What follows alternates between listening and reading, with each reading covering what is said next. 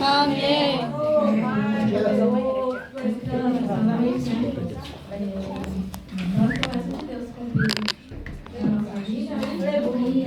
Nessa semana que a gente começou, né, iniciou a campanha de oração, e Deus tem falado, né, foi uma semana meio corrida, né, de muito cansaço, mas de Deus falando, né, quando a gente busca Deus na madrugada, sempre fala nos nossos corações, né, e o Senhor, Ele falou, Ele vem falando comigo através de um versículo, e vinha toda hora esse versículo, que se encontra em Apocalipse 21, o versículo 5, vinha no meu coração assim: eis que faço nova todas as coisas. E eu assim, né, eu tenho que trazer tenho que falar algo da parte de Deus. E eu fico meio envergonhada com tanta gente. Aleluia! Mas eu falei: não, o Senhor fala comigo, né, através da sua palavra. E o Senhor está falando comigo. E eu vou ler aqui para os irmãos em Apocalipse 21. Agradecer a cada irmão que está aqui com a gente, né? Louvando, agradecendo o nome do Senhor, porque a gente, para quem não conhece, né?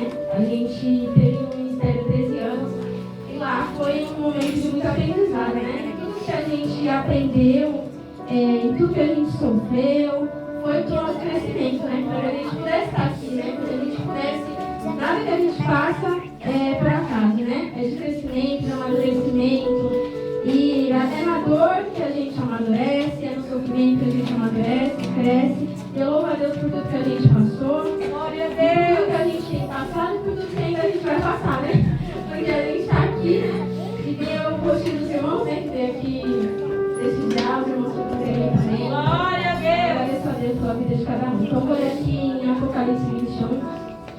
Que é uma palavra boa, né? Porque fala sobre os novos céus e nova terra. É uma promessa do Senhor para nós, né? Eu vi um novo céu e uma nova terra, porque já o primeiro céu e a primeira terra passaram, e o mar já não existe.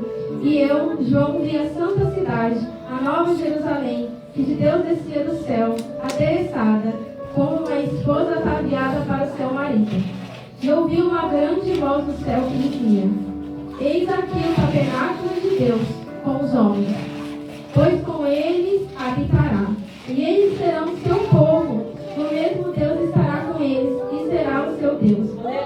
E Deus limpará dos seus olhos toda lágrima, e não haverá mais morte, nem pranto, nem clamor, nem dor, porque já as primeiras coisas são passadas.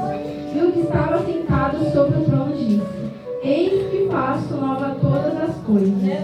E disse-me: escreve, porque essas palavras são verdadeiras e fiéis. E quando eu comecei a ler, o Senhor foi falando comigo, né, a promessa dele para a minha vida, para a sua vida.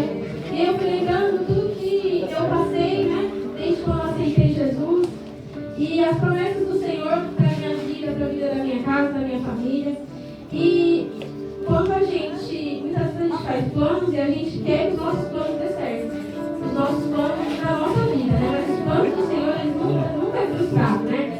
E eu sempre, assim, tive um sonho de ter, quem conhece sabe, né? De ter um salão, né? Trabalhar pra mim, sempre tive. Mas só que o Senhor sempre fechou a porta, sempre disse não. Aí eu fazer uma coisa, eu não. E aí, não, vai ajudar seu marido. Mas eu quero fazer isso, não, eu quero fazer aquilo, eu quero fazer aquilo, eu quero fazer aquilo. É assim, sabe? Várias coisas. Vender isso, vender aquilo, aquilo outro, fazer várias coisas. Eu fugi daquilo que Deus queria pra minha vida. E o Senhor, e eu sabendo o que o Senhor queria, mas eu querendo fugir, eu querendo fazer aquilo que eu queria. E quando você foge daquilo que Deus tem pra sua vida, você sofre. Porque você fica frustrado, porque você não consegue alcançar aquilo que você quer. Porque é o que você quer, não o que Deus quer. E quando você foge disso, você sofre. Porque as coisas não acontecem, não adianta. Porque é o Senhor que abre a porta, o Senhor que fecha a porta. Meu Deus! E aí, quando orando, né, nessa campanha, o Senhor falou através desse versículo e começou a falar: olha o que eu tenho para você, filha.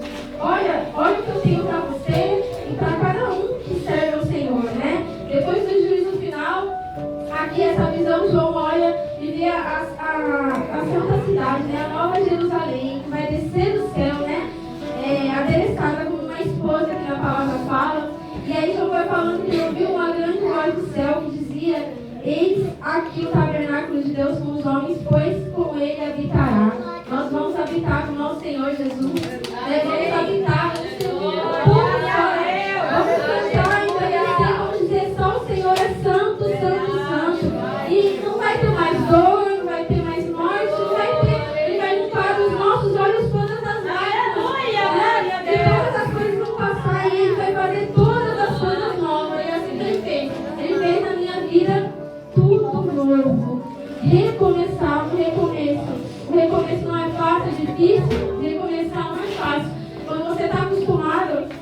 viver a sua vida de uma maneira, como a gente teve 13 anos no ministério, vivendo sempre o mesmo, estando ali, fazendo as mesmas coisas, como o Senhor pega e fala, não é isso que eu tenho para a sua vida. Aí você fala, eu estou cansado, Senhor, eu não quero mais, eu não quero recomeçar, mas o Senhor renova as nossas forças.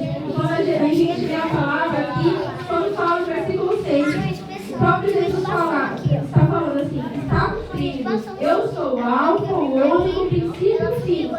E olha o que ele fala para mim e para você, ó, quem quer que tiver sede, de graça lhe darei a fonte da água da vida. É só Ele que pode dar. Não é só Ele que sai essa fonte de água viva, que é uma fonte que sacia a sede, né, da nossa alma. É só Ele que pode preencher, né? Ninguém pode.